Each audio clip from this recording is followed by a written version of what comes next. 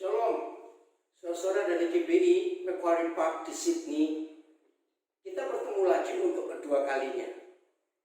Tahun lalu bertemu langsung dalam ibadah, tapi kali ini kita bertemu lewat video ini online karena situasi COVID-19. Kami ada di Nabire, ini rumah kami di sini. Pastor Yonatan memberi tema kita tentang doa, untuk kita belajar tentang doa.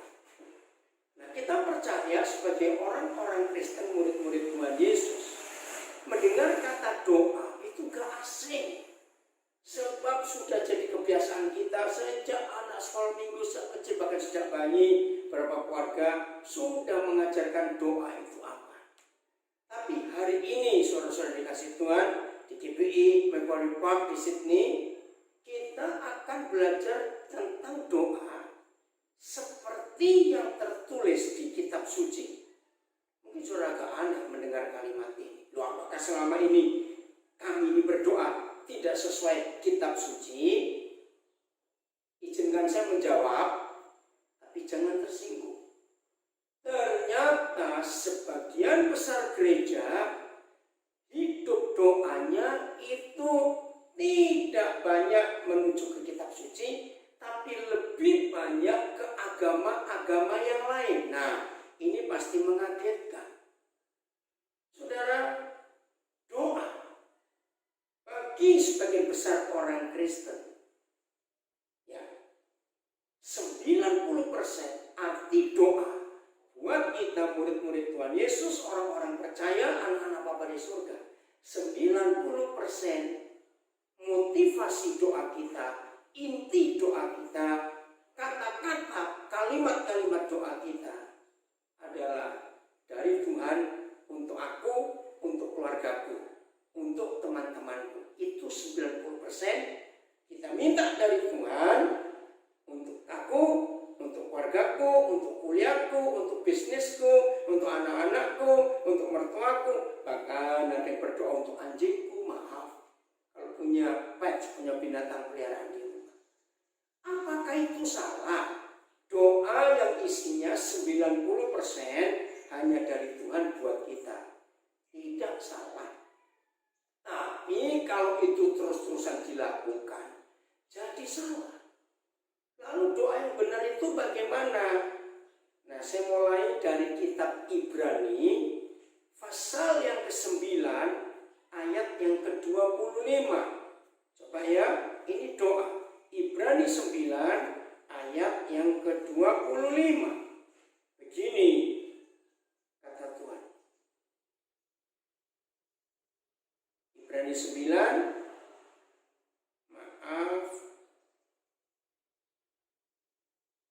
saya salah. Ibrani 7 ayat 25, maaf saudara.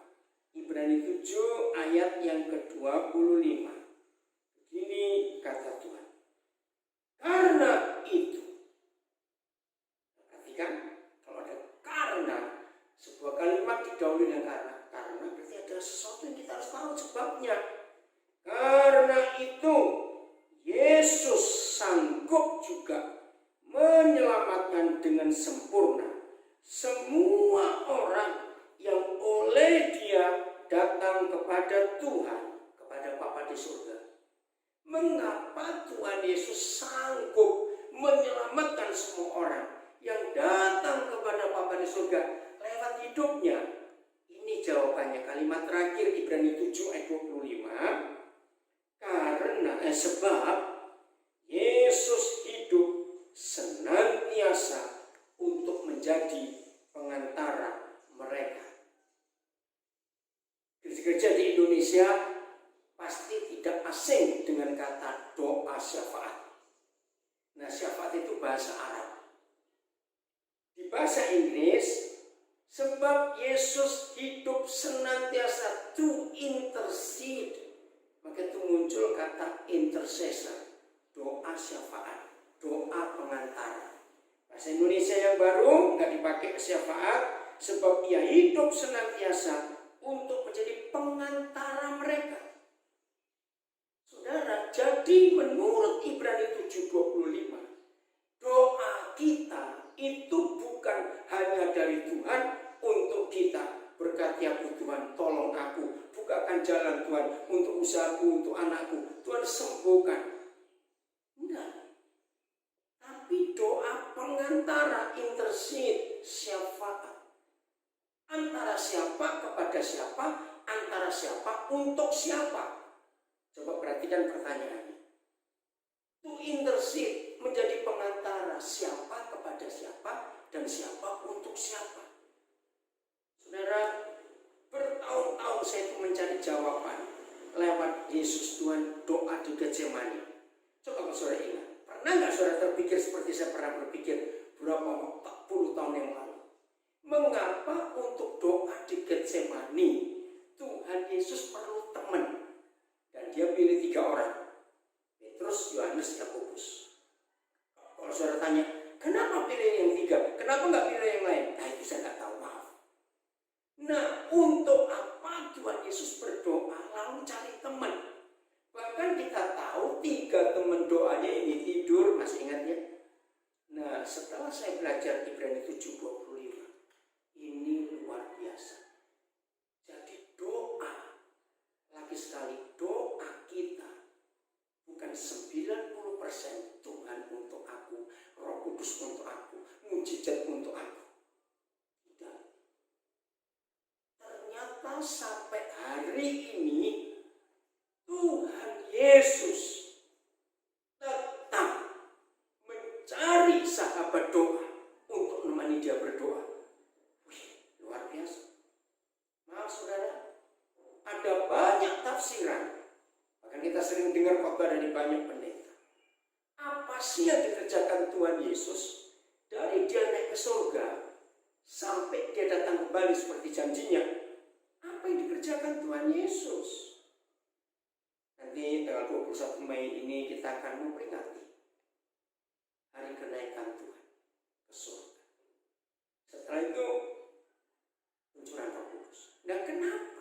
Sejak dia naik 2000 tahun lebih yang lalu sampai hari ini, ada berapa hamba Tuhan menafsirkan apa yang dikerjakan Tuhan Yesus. Ada berkata, oh memuji-muji Tuhan. Tidak, itu tafsiran. Inilah satu-satunya ayat dalam seluruh Alkitab yang memberitahu kita sejak dia naik ke surga sampai nanti dia datang kembali seperti janjinya. Ternyata dia itu intercede, menjadi intercessor, menjadi pensyafaat, menjadi pengantara. Orang-orang yang belum percaya kepada dia untuk jadi pengantaranya supaya orang-orang itu datang kepada Bapa lewat Tuhan Yesus.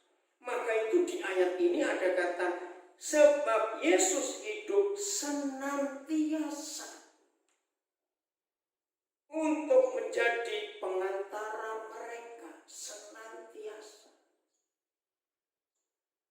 Saudara, ini luar biasa yang Tuhan ajarkan kepada kita.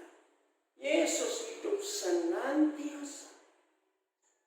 Artinya apa senantiasa? Terus menerus, tidak berhenti, tidak stop. Maka itu ayo mulai hari ini kita mengubah cara doa kita. Nah pelan-pelan ya, karena masih ada yang salah menafsirkan. Karena itu saya masih Ibrani 7:25. Karena itu Yesus sanggup juga menyelamatkan dengan sempurna. Dia sanggup menyelamatkan dengan sempurna. Siapa? Semua orang yang oleh Yesus datang kepada Bapa di surga. Nah, saudara, dengarkan. Semua orang di ayat ini itu bukan kita. Bukan. Kita sudah diselamatkan. Tapi semua orang itu adalah mereka yang masih di luar Yesus. Jadi hati Tuhan Yesus itu masih tertinggal di dunia. Bayangkan, dari 7 miliar lebih manusia di dunia, berapa yang percaya Tuhan Yesus? Separuh aja belum. Nah, sisa itulah yang menjadi beban Tuhan Yesus. Jadi dia itu berdoa untuk mereka, menjadi pengantara mereka senantiasa terus menerus. Sampai kapan? Sampai tua, nggak ada lagi orang yang belum mendengar nama Yesus. Dan itu tugas kita untuk menyelamatkan mereka. Nah, ketika dia berdoa, bersyafaat untuk orang-orang yang belum percaya Yesus, dia itu cari teman. Nah, temannya itu adalah saudara dan saya. Nah, ini beberapa hari yang lalu, maaf saya sebut Oma Siana, mamanya Pastor Jonathan, kontak saya. Ya, Bro, jadi kok dan ini dengan istri di Liberia. Ini kami terkunci di Papua sejak tanggal 25 Maret yang lalu. Seluruh airport di Papua ditutup. Karena apa? Pemerintah tahu jangan sampai ada orang masuk dari luar. Bisa bahaya ini. Kalau sampai ada yang masuk membawa virus itu, ngeri. Karena peralatan medis di Papua ini belum memadai. Jadi kalau ada sampai yang kena, aku nggak tahu bagaimana. Apalagi kalau yang kena orang ke dalam. Maka itu dari tanggal 25 Maret dikunci. Semua orang nggak bisa masuk. Bagus untuk hal itu. Nah, jadi Oma sering telepon kemarin, apa itu masih bicara. Saudara, ayo kita bersyafaat. Tuhan cari teman. Nah, kenapa saya bisa ke Papua? Gara-gara ayat ini. Jadi rupanya tahun itu saya pertama kali dengar suara Tuhan, Daniel kamu ke Papua. Itu waktu bulan Agustus tahun 89. Waktu saya sedang tinggal di California, di Amerika. Pelayanan saya sangat diberkati Tuhan, luar biasa. Nah, suatu hari di bulan Agustus saya lupa tanggalnya. Saya dapat buku yang unik judulnya, dan itu masih ada. Kalau di Sydney, toko buku kurung masih ada. Kalau masih ada, saya nggak tahu, sudah lama saya nggak dengar itu. Saya bisa cari buku judulnya From Jerusalem to Irian Jaya. Kalau nggak ada, saya bisa cari di internet, di Google ada. Bisa beli di Amazon juga. From Jerusalem to Irian Jaya. Nah, Ruth Tucker penulisnya. Saya kira-kira tertantang nggak sebagai orang Indonesia? Kenapa bukan From Jerusalem to Indonesia? Kenapa spesifik From Jerusalem to Irian Jaya? Waktu itu belum Papua namanya. Ya, saya baca karena menarik. Begitu selesai saya baca, hati saya dengar suara papa saya di surga. Daniel, kamu ke sana. Saya berkata, saya siap Tuhan. Nah, rupanya kalau menurut Ibrani 7 ayat 25, di bulan Agustus tahun 89 itu, Tuhan Yesus sedang bersyafaat untuk Papua. Tuhan Yesus sedang intercede untuk orang-orang Papua yang belum diselamatkan. Nah, ketika dia sedang doa seperti itu, dia cari sahabat doa. Nah, sebagai tanda kutip, kebetulan saya ada di situ. Buku. Nah, Tuhan minta saya jadi teman doa. Enggak, Daniel, kamu pergi. Agustus 89, maka April pertengahan tahun 90, pertama kali saya tiba di Jayapura. Ada acara besar, langsung ke Wamena dan ke beberapa kampung di Papua. Itu tahun 90 bulan April. Misalnya, ini saya beri contoh. Saya tinggal di Sydney. Ada orang-orang, orang Vietnam mungkin, orang Pakistan mungkin, teman kerja saudara, teman kuliah saudara, orang Aborigin, atau orang Itali, pokoknya ada orang yang belum diselamatkan. Nah, Tuhan Yesus itu mengasihi mereka. Nah, ketika dia sedang syafaat, entah untuk orang Vietnam atau untuk orang Aborigin, nah saudara sedang dekat dengan Tuhan juga. Lalu Tuhan minta saudara, mau nggak kamu ikut mikiri orang Vietnam yang nanti mikiri ini? Maka kalau saudara menjawab ya Tuhan, seperti dia minta 3 murid menemani Yesus untuk berdoa. Saudara, itu pengalaman saya.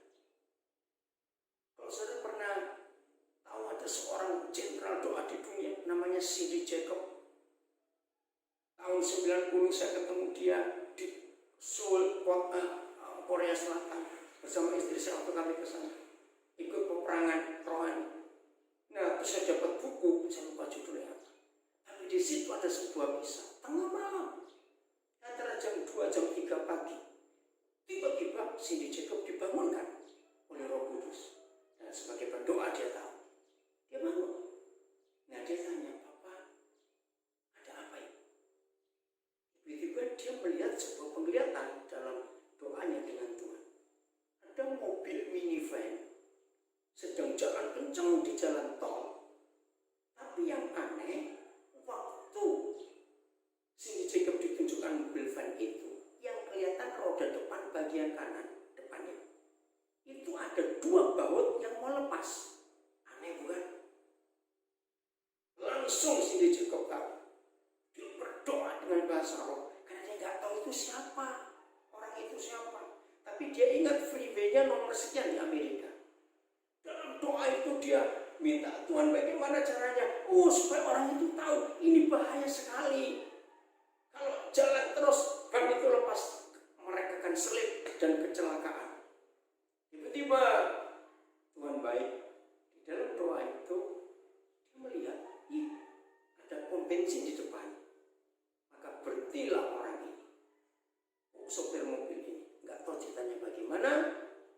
Nah, berapa minggu kemudian, di suatu pertemuan anak-anak Tuhan, dia dengar ada orang memberi kesaksian. Tanggal sekian, jam sekian, di highway nomor sekian, kalau Tuhan tidak melindungi kami, celaka, mungkin kami mati semua. Ternyata saya tidak tahu sebagai suami dan ayah yang bawa mobil bersama istri anak-anak saya, bensin kami itu penuh. Tapi nggak tahu kenapa ada suara, "Kamu mampir, kamu bensin, kamu mampir." Untuk apa? Dia cuma mikir, mungkin karena di semua toko, pompa bensin di jalan tol di luar negeri itu pasti ada toko.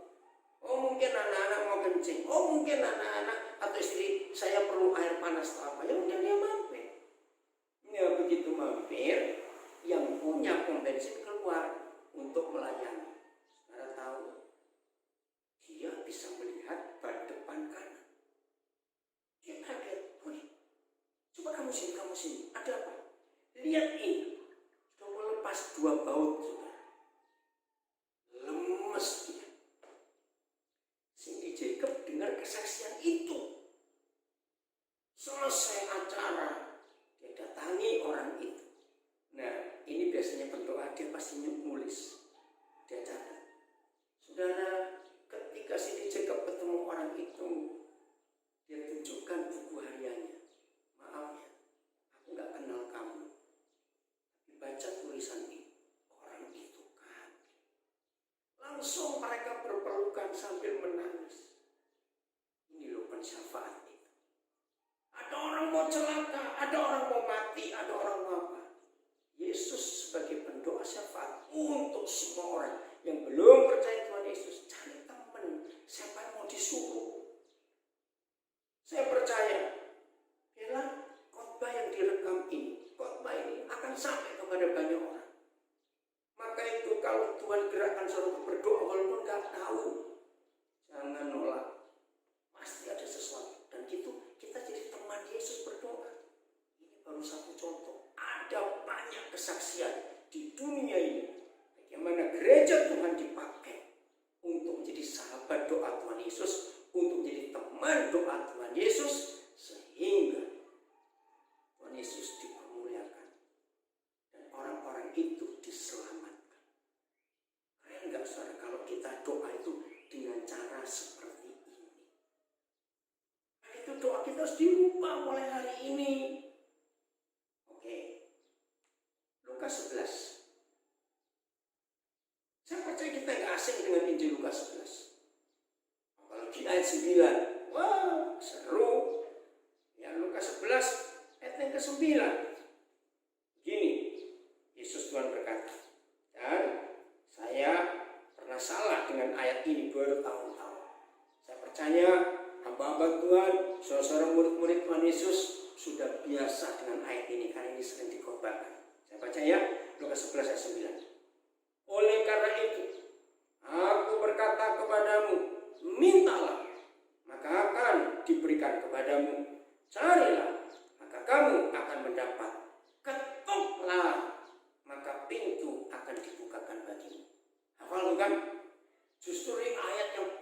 kita sukai. Karena ada janji. Minta dapat. Minta diberi. Cari pasti dapat. Ketuk pintu surga pasti dibukakan. Siapa nggak suka?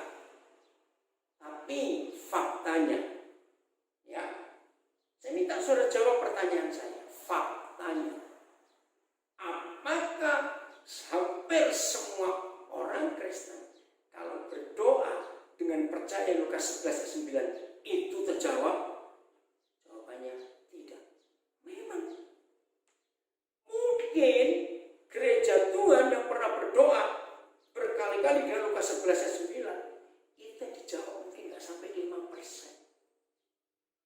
Minta akan diberi, cari akan mendapat, ketuk pintu dibuka. Kok aneh? Padahal yang bicarakan Tuhan Yesus. Nah ini doa. Maka itu saya ulangi lagi, seringkali doa-doa kita itu seperti agama-agama lain. Maaf, kita nggak meneliti lihat firman Tuhan ini. Terus bagaimana dong doa yang benar menurut Lukas 11? Nah, perhatikan kalimat pertama dari Tuhan Yesus. Oleh karena itu. Oleh karena apa? Oleh karena itu. Nah, saudara, kalau ada kalimat panjang tapi didahului dengan sebuah kalimat pendek, oleh karena itu, harusnya kita mikir apa?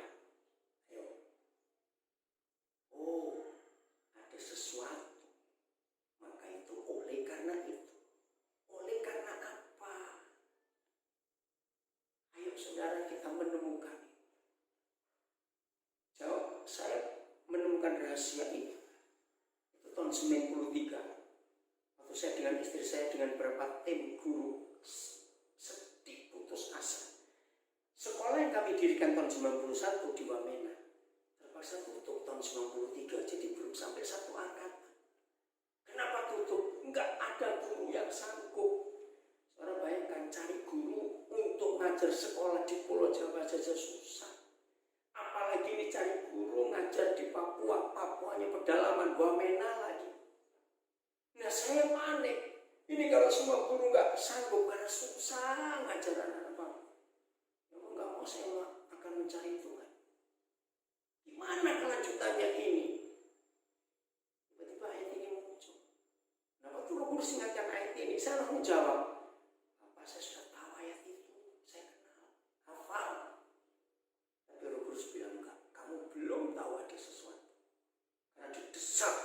Akhirnya saya buka Alkitab saya. Maka ketemulah kalimat oleh karena. Oleh karena apa? Ternyata ini masalahnya. Yang kita harus tahu betul-betul konsep doa ini. Nah, saya mulai cari. Oleh karena apa? Ternyata mulai ayat 5 yang kita harus tahu. Oleh karena apa? Ayo kita baca. Jadi mulai hari ini doa kita harus berubah ya. Kalau kita ditemplak, ditegur oleh Roh Kudus lewat kebenaran firman Tuhan, jangan kita sombong, ngaku. Lalu kata Yesus kepada mereka, jika seorang di antara kamu pada tengah malam pergi ke rumah seorang sahabatnya, jika seorang di antara kamu, di antara kita ya, tengah malam pergi ke rumah seorang sahabatnya dan berkata kepadanya, saudara, pinjamkanlah kepadaku 3 roti. Nanggung, kenapa 3 roti? Dan yang menarik, pinjamkan, bukan minta. Ini konsep doa yang benar, saudara. Kalau kita dapat sesuatu dari Bapa di surga, karena Dia jawab doa kita, catat mulai hari ini. Itu bukan untuk kita, itu pinjam. Tahu arti kata pinjam? Harus dikembalikan dong. Karena pinjam. Wow, saya pikir ini luar biasa. Kenapa? Ayat 6. Sebab seorang sahabatku yang sedang berada dalam perjalanan singgah ke rumahku, dan aku tidak mempunyai apa-apa untuk dihidangkan kepadanya. Nah, ada masalah. Ya, kita sudah tidur, sudah malam. Saya nggak tahu di utara Sydney ada kota apa. Misalnya sebelum dari Queensland ya, terus ada orang mau ke Canberra. Pasti lewat Sydney bukan? Nah, itu tengah-tengahnya. Nah, ini yang di Sydney. Begitu mendekati kota Sydney, orang ini kelaparan, anak-anaknya pun yang di mobil kelaparan. Nah, kebetulan semua rumah makan di daerah itu sudah tutup, nggak ada yang buka. Biasanya toko 24 jam ada, ini kok tutup juga. Tapi dia nggak putus asa, sebab dia ingat, di Sydney aku punya sahabat. Ayo mampir. Maka beloklah dia ke Sydney sebelum ke Canberra, cari ke rumah saudara. Begitu sampai rumah saudara, dia ketok, saudara keluar. Aduh, pas kebetulan di rumahku juga nggak ada makanan. Tapi tunggu dulu. Aku punya sahabat yang punya pabrik roti bakery. Oke, kamu tunggu ya. Nah, saudara datang ke rumah sahabat saudara yang punya pabrik roti. Tolong pinjamkan 3 roti kepada tengah malam ini. Karena seorang sahabat itu dalam perjalanan kelaparan dan nggak ada toko buka, nggak ada restoran buka, dan dia singgah ke rumahku. Kebetulan aku pun nggak punya apa-apa. Lihat ayat 7. Masakan ia yang ada di dalam rumah itu akan menjawab. Kata masakan ini artinya nggak seharusnya. Lihat bahasa Inggrisnya juga. Jangan mengganggu aku. Pintu sudah tertutup dan aku serta anak-anakku sudah tidur. Aku tidak dapat bangun dan memberikannya kepada saudara. Jadi, masalah lagi sekarang. Sahabat kita yang punya pabrik roti nggak mau bangun karena sudah tutup. Pintu semua sudah dikunci, anak-anak pun sudah tidur. Masalah bukan? Nah, ayat 8 ini seru, saudara. Maaf, saya harus baca terjemahan bebas. Karena terjemahan bahasa Indonesia membingungkan. Nanti saudara lihat bahasa Inggrisnya. Begini saya baca bahasa Indonesia. Aku berkata kepadamu, sekalipun ia tidak mau bangun dan memberikannya kepadanya, memberikan kepada saudara yang tengah malam datang ke ngetok rumahnya dia nggak mau berikan. Karena orang itu adalah sahabatnya, namun karena sikapnya yang tidak malu itu, ia akan bangun juga dan memberikan kepadanya apa yang diperlukannya. Bukan kalau baca ini, saya juga nggak tahu. Maka itu ketika tahun 93 di Wamena, kami terjepit, kami putus asa, kami nggak tahu mesti apa. Tahu-tahu terus bilang belajar Lukas 11. Saya jawab sudah tahu. Ternyata saya belum tahu. Saya terjemahkan bebas. Ada masalah? Yang punya roti, saya jawab, sorry, aku nggak bisa bangun, pintu saya ditutup semua, kunci, anakku saya tidur. Nah, 2 orang ini bersahabat, baik sahabatnya.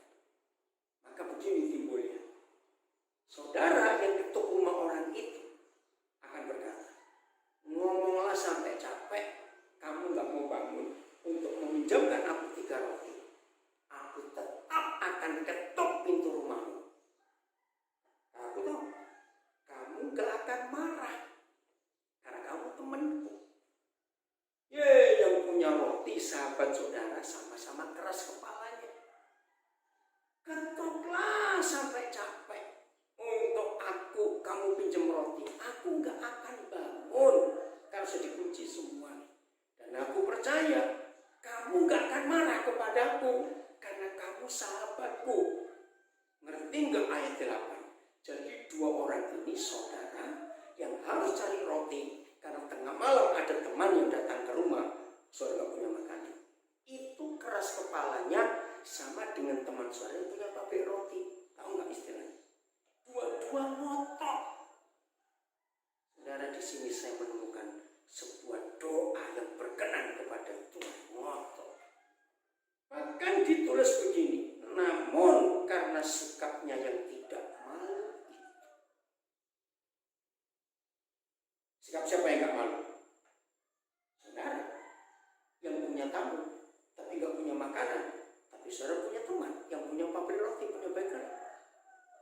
Jadi saudara diberi hak untuk tidak punya malu, kalau saya pakai kata jelek.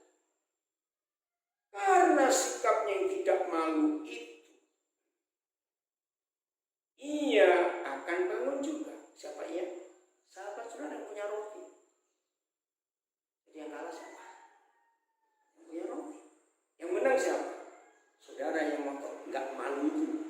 Saudara yang menang. Ia akan bangun juga dan memberikan kepada saudara apa yang diperlukan. Ini luar biasa. Ia akan bangun juga. Padahal tadi kan kamu bangun, pintu sudah dikunci, anakku sudah tidur, soalnya aku nggak bisa beri. Tapi karena sikapnya nggak malu, orang ini akan bangun juga. Baru kalimat pertama 9. Oleh karena itu, wih, saya bertobat. Saya tersyukur, saya malu melihat Tuhan. Kenapa saya begitu bodoh? Kalau 9 tahun 90, berarti saya sudah 18 tahun menjadi hamba Tuhan. Karena saya mulai melayani tahun 72. Bayangkan 18 tahun salah. Betul, 72 ke 90. Bayangkan. Saya bertobat. Oleh karena itu, mintalah, kamu akan diberi. Carilah, kamu akan dapat. Ketoklah, pintu akan dibuka. Saya minta suara jawab. Oleh karena itu, lalu saya menangis, saya bertobat. Kiranya saudara yang baru tahu juga hari ini firman ini harus bertobat juga. Jadi saudara dan saya beri keberanian untuk berdoa dengan tidak tahu malu. Maaf saya tambahkan kata tahu. Ada sahabat kita yang punya roti, orang Bethlehem, bahasa Ibrani Beth, Bait, bahasa Arab rumah, Lohem itu roti. Jadi saudara dan saya di tengah dunia yang sedang gelap, di tengah malam ini, ada banyak orang yang lapar. Indonesia saudara dengan COVID-19 ini, tapi Australia juga bukan seluruh dunia. Ingat, belum pernah dunia mengalami bencana sehebat ini COVID-19. Pernah ada perang dunia pertama, perang dunia kedua, perang Vietnam, perang Teluk, perang Afghanistan, banyak perang-perang yang lain, perang Korea, ya perang Nanjing di Tiongkok dengan Jepang, banyak perang. Tapi yang mengalami ya cuma daerah-daerah itu, enggak seluruh dunia. Sekarang ini seluruh dunia. Zaman perang dulu saudara, orang masih bisa sembunyi, ada tempat-tempat perlindungan. Begitu dengar ada pesawat musuh, wih, bunyi alarm sirine, orang Belanda dulu bilang, lari, orang sembunyi. Sekarang virus ini nggak tahu dari mana, bentuknya kayak apa, kita nggak lihat. Mau sembunyi di mana? Di Indonesia sudah lebih 6.000 hotel dan restoran tutup, 6.000. Saya nggak tahu di Australia. Tempat-tempat wisata tutup. Bahkan ini berapa hari ini, saudara mungkin belum pernah dengar berita. Aduh, kalau saya ingat. Binatang-binatang di Taman Safari yang di Cisarua Bogor dan yang di Pandaan Jawa Timur menderita kelaparan. Sebab gak ada pengunjung. Taman Safari itu bukan milik negara, itu milik swasta. Sekarang gimana memberi makan mereka? Aduh, jadi yang menderita gak cuma orang, binatang. Bahkan ada dengar berita di Belgia, di New York, di negara mana lagi, binatang di kebun binatang bisa kena COVID-19. Ini apa-apaan ini? Nah, di tengah-tengah penderitaan manusia seperti ini, ayo dengan sikap yang tidak malu, ketok surga, pinjamkan kepadaku 3 roti. Bukan minta, Ustaz. Maaf, kira-kira yang doanya ngotot, apalagi sering orang berdoa pakai Lukas 18, mintalah bertalu-talu, itu bahasa terjemahan lama, seperti janda dengan hakim yang lalim itu. Salah. Kita Kita tidak boleh menggoncang surga, menggoyang surga dengan doa-doa kita. Hanya untuk keperluan kita dan keluarga kita. Nah, kalau saudara terbiasa menggoyang surga, ngedor-ngedor pintu surga, Tuhan berkati, Tuhan tolong untuk aku, untuk keluargaku, untuk anakku sekolah, untuk sewa rumah, untuk segala macam.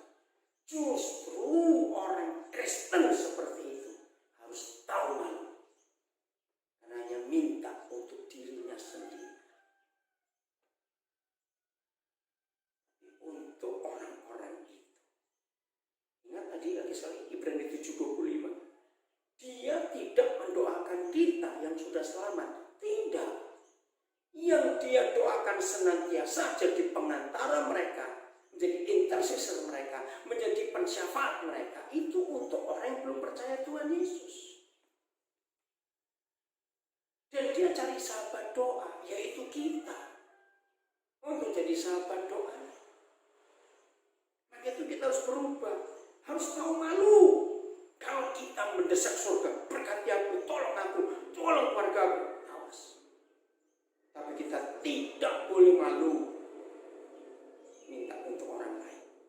Saya akan baca dalam Yohanes 17. Ada satu ayat yang luar biasa. Ayat yang ke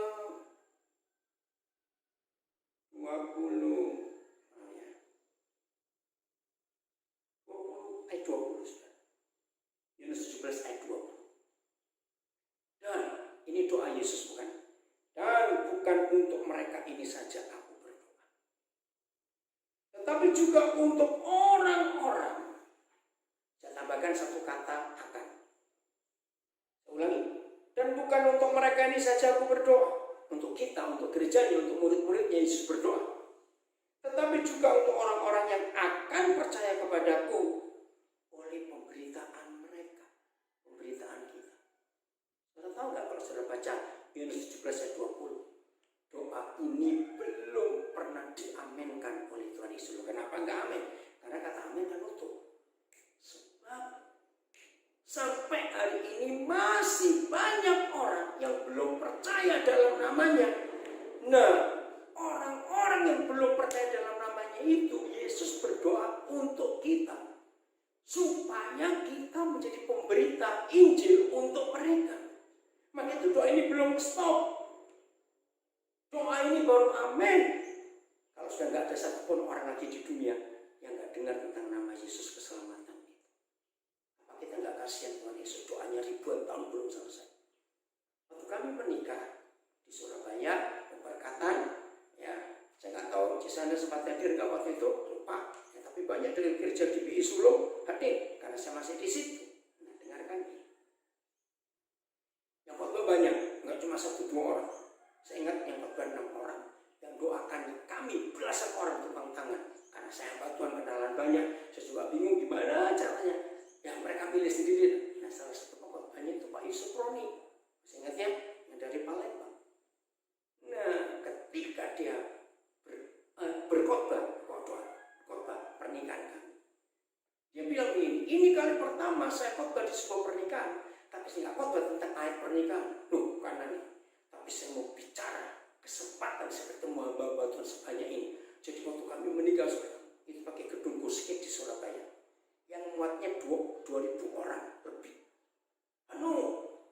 Bayangkan. Itu pun nggak pakai undangan. Wah orang dengar silakan kamu datang sendiri. Nggak pakai makan. Cuma kue. Saya pakai jajan pasar istilahnya. Karena bingung juga mau masak catering berapa banyak. Jadi orang datang, nyomot-nyomot jajanan pasar itu kami taruh di banyak meja, di banyak bagian supaya mereka kemudian apa itu fellowship.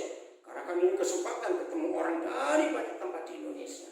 1 jam pertama itu waktunya mereka fellowship makan-makan. Ya, nah setelah itu pemberkatan. Begini khotbahnya Pak Yusuf. Mumpung saya ketemu begitu banyak pendeta. Nah saya khotbah soal doa Yesus. Singkat, karena harus 6 orang yang khotbah. Saudara, kalau kita berdoa, yang jawab pasti Tuhan. Tapi kalau Tuhan Yesus yang berdoa, enggak kita sadar, yang jawab siapa? Ternyata yang jawab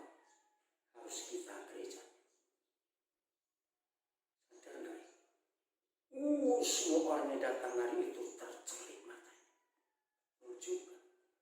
Doa Tuhan Yesus sudah 2000 tahun lebih. Permintaannya nggak banyak, cuma satu. Supaya kita menjadi satu. Sama seperti Bapa dan Yesus itu satu. Ini aja nggak jawab, kita nggak jawab sampai hari ini. Dia nggak marah, dia nggak kecewa dengan kita, cuma dia sedih. Maka itu mulai hari ini saudara, hiduplah sebagai penjawab doa untuk orang lain. Bukan kita memaksa Bapa di surga untuk jawab kita. Jadi ngerti kalimat oleh karena itu. Oleh karena apa? Jadi mintalah, carilah, ketoklah. Itu ternyata bukan untuk kita. Untuk orang-orang di sekitar kita yang kelaparan tengah malam ini. Dan kebetulan kita nggak punya apa-apa. Maka itu kita datang kepada sahabat kita yang punya roti, orang Bethlehem. Dengan tidak malu sikap itu. Nah sekarang siapa? Ini bagi yang kebetulan hari itu di rumah nggak punya apa-apa. Nah kalau masih punya, nah ini nggak boleh. Kalau saudara dan saya masih punya sesuatu untuk kita bagikan kepada yang perlu, maka kita nggak boleh pakai Lukas 11. Enak saja. Terus pakai apa? Amsal 3 ayat 27 dan 28. Nah, maaf saya cuma ngomong. Orang pelit nggak suka baca ayat ini. Biarin, yang pelit biar tersinggung. Maaf ya.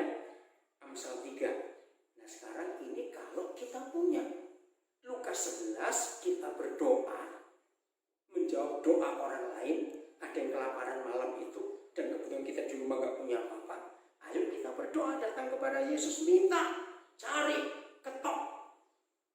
Mungkin sebelum saya lupa, kenapa kok 3 roti nanggung bukan 5 kah, 10 kah? Nah ini rahasia.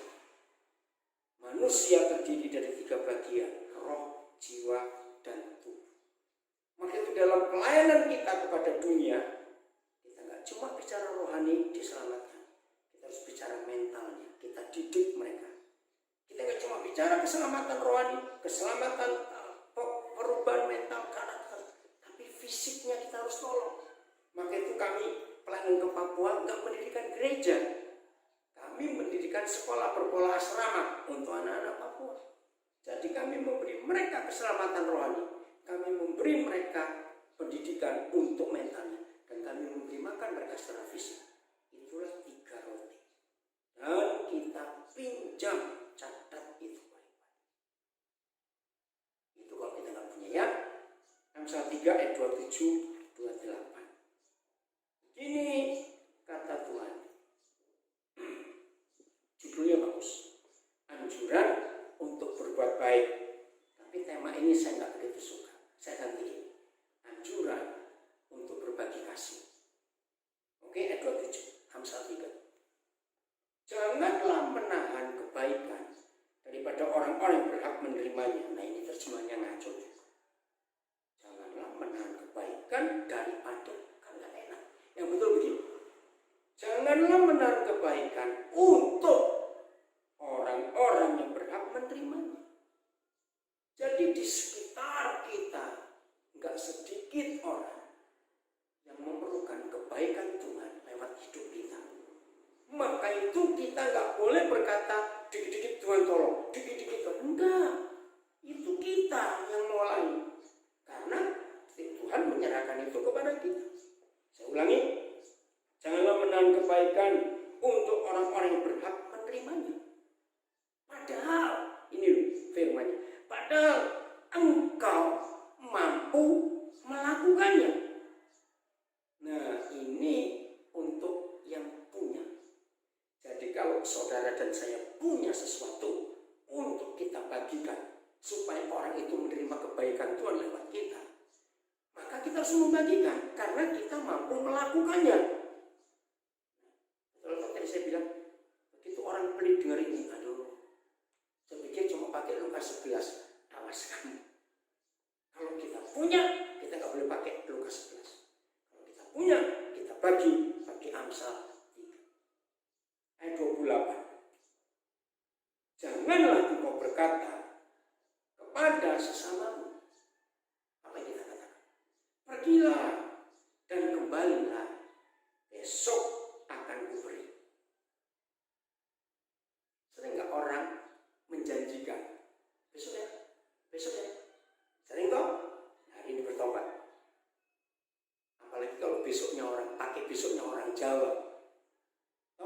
besoknya orang Jawa beda loh. Besok bagi orang Jawa itu nggak harus besok, the next day. Tidak. Besok bagi orang Jawa itu bisa besok-besok, nggak tahu kapan. Mati orang ini nunggu besok-besoknya, maaf. Sedangkan yang diminta ada padamu. Jadi ini konsep yang kita harus kenal dalam hidup kita. Kalau ada orang lapar datang ke kita, dan yang dia minta itu kita ada, jangan berkata, saudara, kembali besoknya, aku pasti berdosa.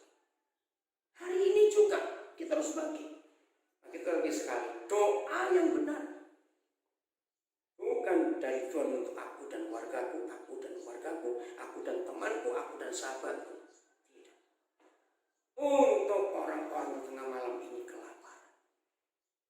Bayangkan kalau semua murid Yesus berdoa dengan cara yang benar, dunia akan terima Yesus semua, dan Injil Tuhan akan sampai kemana-mana. Menyimpang dikit. Ini doa makan ya, doa makan. Satu jadikan saudara. Kalau saya ada acara makan terus satu orang berdoa, kenapa sih? Kristen kalau doa makan itu nggak enak, jangan tersinggung, nggak semua, tapi dikit yang tidak. Kalau iya, suara senyum sendiri di rumah ya sambil dengar ini. Kenapa hanya pas doa makan kita ini ingat janda-janda, anak yatim, fakir miskin, hamba-hamba di desa-desa yang kelaparan? Oh Tuhan, terima kasih kau memberkati kami. Sekarang kami ingat janda-janda, anak yatim, fakir, mereka orang miskin. Mereka menghadapi meja kosong, piring kosong. Wih, kelihatannya rohani doa. Terus pasti kalimat berikutnya begini, Tuhan berkatilah mereka. Yo, yang sering begitu senyum, tapi bertobat hari ini. Saya nggak setuju doa seperti itu. Loh, itu kan? Doa seperti itu, saya nggak tahu istilah Australia, tapi istilah Indonesia. Berarti di surga ada gosen dan ada GoFood. Jadi pas kita doa makan, kita kenyang, kita ingat orang miskin, orang susah, terus kita minta Tuhan kirim makanan untuk mereka. Itu enggak kira-kira? Ini jahat. Sudah enggak berbagi, cuma manas-manasi orang susah. Di hadapan kami Tuhan tersedia begitu banyak makanan. Terima kasih untuk itu. Tapi Tuhan berkatilah yang miskin. Bukan nyakitin hati kalau kita jadi orang miskin. Dengar doa seperti itu di depan kita ada banyak makanan. Terus kita minta Tuhan suruh kirim makanan. Enak sekali. Maaf saya berkata begini. Salah nggak doa kita seperti itu? Yang benar bagaimana? Yang benar begini. Bapa di surga, terima kasih memberkati kami dengan makanan ini.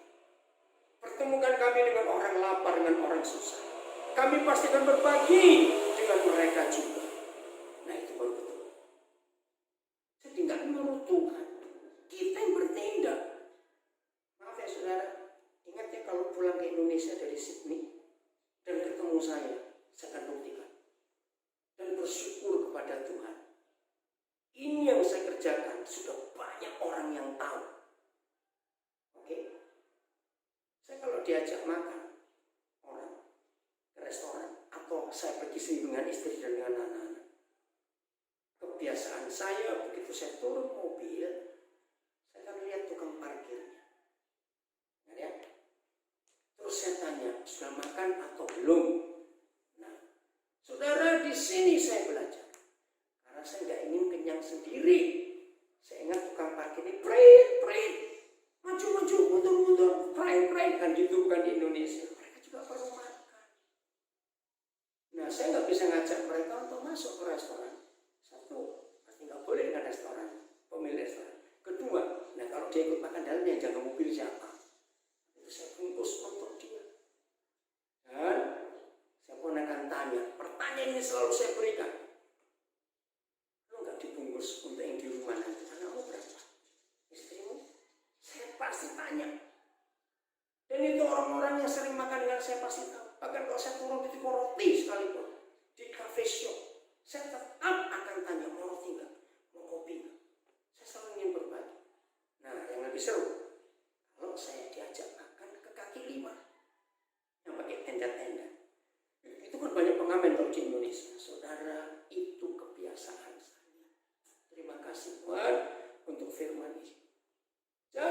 jangan memaksa Tuhan untuk menjawab doa kita. Tapi ayo hari ini kita merubah jadi jawaban doa buat orang lain. Apa yang saya buat untuk pengamen-pengamen? Masuk pengemis, maaf, yang minta-minta. Ada waktu enggak? Maksudnya Pak, kalau ada waktu duduk makan dulu. Kaget mereka. Dan itu kebiasaan saya. Ini kalau kaki ini. Berkali-kali saya lakukan itu. Berapa lama pun saya di situ, tergantung yang ngajak ngomong apa. Mau sejam, mau lebih. Pokoknya semua pengamen. Bukan dia yang bayar loh. Bukan teman saya ngajak, enggak, saya bayar. Saya bilang kepada pelayan warung itu, tolong layan. Dan saya pun pakai kalimat yang sama. Mau dibungkus nggak berapa orang di rumah. Masuk pengemis. Karena nggak rugi kok untuk berbagi, nggak rugi. Dan kalau saya ada waktu, ini teman-teman masih ngomong, saya kan duduk di meja mereka. Cuma ngomong 3 hal aja. Gimana hubungan keluarga di rumah, harmonis tidak? Nggak pakai Alkitab. Yang kedua, kamu punya dendam nggak sih? Yang belum kamu ampuni. Tidak mengampuni itu penyakit. Ngomong sederhana. Yang ketiga, saya ngomong masa depan. Ada harapan, percaya. Nah, itu yang saya pakai. Kira-kira kalau saudara melihat ini, senang nggak? Nah, ini saya cuma cerita. Tapi itu pengalaman yang luar biasa. Dan itu saya kerjakan sampai hari ini. Saya selalu ingin berbagi. Maka saudara dalam hidup ini perhatikan baik-baik. Doa kita doa yang bagaimana? Stop mulai hari ini. Hanya satu arah. Yesus untuk aku. Surga untuk aku. Mujizat itu nyata. Apabila aku berdoa, mujizat itu terjadi untuk aku, keluargaku. Stop. Hari ini mulai begini doa kita. Aku kepada Tuhan Yesus untuk orang lain. Kalau itu terjadi di hidup kita, hidup ini luar biasa. Dari Yesus kepadaku untuk orang lain, kita berbagi. Pinjamkan kepadaku 3 roti. Maka itu hobi saya nyekolahkan orang juga. Maaf, saya cuma cerita. Kalau saya ada di airport, ada di stasiun, ada di mall, dan saya kencing, kan ada cleanernya jaga aku kan. Kalau Roh Kudus beri saya dorongan untuk saya ngomong pada cleaner itu, saya cuma ngomong kalimat pendek. Masa sih sampai sekian lama kamu cuma nungguin orang kencing? Wih, itu kan kalimat yang penting. Ya enggak lah Pak. Nah, saya tawari, kamu mau kursus enggak? Enggak harus yang Kristen, tidak. Kamu mau kuliah, tidak. Itu kebiasaan saya sudah. Pasti mereka itu berdoa kepada Tuhannya. Nasibnya harus dirubah. Tapi siapa yang menjawab? Saudara dan saya sebagai saudara-saudaranya Yesus, murid-murid Yesus harus menjadi jawaban doa buat mereka. Saya nyekolahkan anak tukang parkir gak sedikit terus. Karena saya percaya bapak yang tukang parkir, nggak mungkinlah si bapak punya cita-cita. Oh, mudah-mudahan besok anak-anak saya jadi tukang parkir juga. Nggak mungkin. Nah, di situ saya mulai ngomong soal masa depan anak-anak. Nanti Injil pasti akan masuk. Nah, inilah itu doa yang benar. Menjadi jawaban doa buat orang lain. Dan itu yang menyenangkan hati Tuhan. Maka itu kenapa saya punya iman seperti itu. Karena ketika saya nggak punya uang untuk memberi kail, kata kail, pancingnya kepada orang itu, jangan beri ikannya. Saya punya sarapan.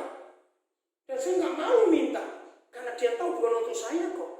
Maka itu Tuhan berkati kami bisa nyekolahkan begitu banyak orang. Bahkan di Papua ini sekarang untuk anak Papua kami berikan sekolah gratis di asrama. Uang dari mana? Tuhan kita luar biasa. Nah, ada persyaratan doa yang dijawab oleh Tuhan. Saya akan baca dalam 1 Yohanes 5 ayat yang ke-14. 1 Yohanes 5 ayat yang ke-14. Begini kata Tuhan, itu kita harus alami perubahan dalam hidup. 1 Yohanes 5:14. Ya. Dan inilah keberanian percaya kita kepadanya, yaitu apa sih keberanian percaya kita? Yaitu bahwa Ia mengabulkan doa kita dengar kata doa dikabulkan, oh pasti senang. Ada persyaratannya. Tidak semua doa dijawab oleh Tuhan, jangan salah ngerti. Walaupun kita sudah doa puasa, doa pagi, doa malam, doa ini, doa itu, Tuhan gak harus jawab semuanya. 1 Yohanes 5:14 akan jadi jawaban buat kita. Dan inilah keberanian percaya kita kepadanya, yaitu bahwa Ia mengabulkan doa kita. Jikalau kita meminta sesuatu kepadanya menurut kehendaknya. Jadi tidak semua doa kita dikabulkan. Doa yang dikabulkan oleh Bapa di surga hanya doa yang sesuai kehendaknya, bukan sesuai kehendak kita. Nah ini dia jawab pertanyaan saya supaya tahu. Kalau semua doa kita harus Tuhan jawab, saya beri 2 pertanyaan. 1, siapa yang jadi Tuhan? 2, siapa pesuruh kita? Nanti jawabannya, berarti Tuhan jadi pesuruh kita. Karena kita perintahkan, Tuhan berkati aku, Tuhan tolong ini, Tuhan buat itu, Tuhan. Harus dijawab. Apalagi ada orang Kristen yang kejam di hadapan Tuhan. Suka ungkit-ungkit. Tuhan ingat Tuhan, aku ini rajin memberi perpuluhan. Tuhan lihat gereja ini gak akan jadi kalau bukan aku dan keluargaku yang paling banyak memberi persembahan. Maksudmu apa? Masa Tuhan gak jawab doaku? Oh, itu satu kejahatan. Berarti kita membeli Tuhan dengan uang kita. Percaya Tuhan gak bisa kita beli dengan uang kita? Oh, jangan main-main dengan Tuhan. Jadi yang Tuhan kabulkan doa kita kalau sesuai kehendaknya. Berarti kita cari kehendaknya Tuhan dulu baru berdoa, atau kita berdoa dulu baru cari kehendaknya? Makanya ya pasti cari kehendaknya dulu baru berdoa. Contoh, saudara si A sakit, ayo kita doakan. Biasanya langsung dalam nama Yesus penyakit ini pergi, benar-benar ramai. Itu salah. Menurut 1 Yohanes 5:14 mulai hari ini kalau saudara dengar ada orang sakit, ada orang mau cerai, ada orang punya masalah, jangan langsung nyerocos doa. Coba ajak orang itu cari kehendak Tuhan. Kenapa sih kamu sakit? Kenapa kamu mau cerai? Kenapa kamu harus menghadapi masalah ini? Nah, ketika kita tuntun dan bimbing dia untuk mencari kehendaknya, oh, baru tahu ini kehendak Tuhan. Itu kenapa aku sakit. Nah, kan indah kalau doa kita selalu dikabulkan karena kita doa sesuai dengan kehendaknya. Kiranya perenungan ini, karena bulan ini GPI Macquarie Park sedang ada tema doa. Ini minggu ketiga, masih ada 2 minggu lagi. Ayo, doa-doa kita diubah mulai hari ini. Doa yang benar. Yang terakhir, kita buka Kejadian 18. Nah, ini banyak yang salah juga. Mulai ayat 16. Kejadian 18, mulai ayat 16. Judulnya jelas di Alkitab saudara. Saya nggak tahu bahasa Inggrisnya, maaf saya lupa. Tapi ini bahasa Indonesia. Judulnya begini. Kejadian 18 mulai 16. Doa syafaat Abraham untuk Sodom. Jelas doa syafaat, doa pengantara. Tolong ya, kalau saudara baca hari ini ayat 16 sampai ayat yang ke-33, kan nggak banyak. Ternyata tidak ada satupun kalimat, apalagi ayat yang memberitahu Abraham itu berdoa. Nggak ada. Loh, tapi kok judulnya doa syafaat Abraham untuk Sodom? Nah, ini konsep agama. Yang terjadi apa kalau bukan doa? Abraham diskusi dengan Tuhan dan tawar-menawar. Saya akan akhiri contoh ini dengan Ibrani 7:25. Bahwa Tuhan betul-betul sedang cari sahabat doa. Jadi hari itu Yahweh Tuhan sedang mikir tentang Sodom Gomora. Begini mikirnya, saya baca ayat yang ke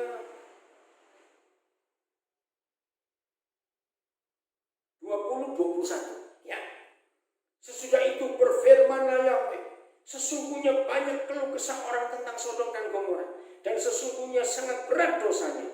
Baiklah, aku turun untuk melihat apakah benar-benar mereka telah berkelakuan seperti keluh kesah orang yang telah sampai kepadaku atau tidak. Aku hendak mengetahuinya. Jadi Tuhan sedang concern, Tuhan sedang prihatin, Sodom Gomora ini kenapa begini. Nah, dia cari sahabat. Sahabatnya siapa? Abraham. Maka itu saya baca ayat 16. Lalu berangkatlah orang-orang itu dari situ dan memandang ke arah Sodom. Sudah keluar dari rumah Abraham, karena hal pertama yang Tuhan sampaikan kepada Abraham, memberitahu tahun depan Sarah akan melahirkan, Ishak yang kujanjikan akan datang. Oke, selesai. Sekarang tugas kedua, mereka keluar dari rumah. Abraham berjalan bersama-sama dengan mereka untuk mengantarkan mereka. Tiba-tiba Tuhan berhenti sejenak. Tiba-tiba Tuhan berpikir. Tiba-tiba Tuhan ngomong dalam hati, begini, apakah aku akan menyembunyikan kepada Abraham apa yang hendak kukatakan ini? Bukankah sesungguhnya Abraham akan menjadi bangsa yang besar, gereja yang besar, serta berkuasa, dan oleh dia segala bangsa di atas bumi akan mendapat berkat. Sebab aku telah memilih dia supaya diperintahkannya kepada anak-anaknya dan kepada keturunannya, supaya tetap hidup menurut jalan yang ditunjukkan Tuhan dengan melakukan kebenaran dan keadilan, dan supaya Yahweh Tuhan memenuhi kepadanya apa yang dijanjikannya. Sesudah itu berfirman. Jadi begini, saudara, Tuhan punya rasa bersalah kalau nggak diskusi dengan sahabatnya Abraham tentang keselamatan untuk Sodom Gomora. Maka itu Abraham maju bersyafaat, bukan berdoa, tapi diskusi. Tuhan maksa Tuhan, kalau ada 50 orang benar di negeri itu, akan kuhukum 50 yang benar dengan yang tidak benar. 40, 35, 30, 20. Turun penawarannya. Akhirnya kuota Abraham nggak mau memenuhi. Kalau ada 10 orang bagaimana? Tuhan nggak jawab. Terus Tuhan pergi. Ternyata Lot tidak jadi contoh yang baik selama di Sodom dan Gomora. Mereka selama itu cuma 4 orang, nggak tambah jemaatnya. Berarti istilah ini, maka dengan terpaksa Tuhan hukum. Kiranya mulai hari ini saudara menjadi sahabat doa yang benar bagi Tuhan. Saya nggak tahu Tuhan lagi mikir suku apa, daerah apa, tentang siapa. Hari ini kita maju ke surga. Tuhan, ini aku menjadi sahabat doa. Wih, Tuhan akan ngajar. Oke, terima kasih Yosua, terima kasih Ken, terima kasih Joy. Ayo pakai ini, pakai itu. Ayo mikir sana. Wih, kalau itu terjadi, hebat sekali. Biarlah GPI Macquarie Park di Sydney, saudara harus menjadi pendoa-pendoa yang benar, yang tidak egois hanya untuk diri kita. Pendoa yang tidak malu, minta ke orang Bethlehem, karena untuk dirimu dan keluargamu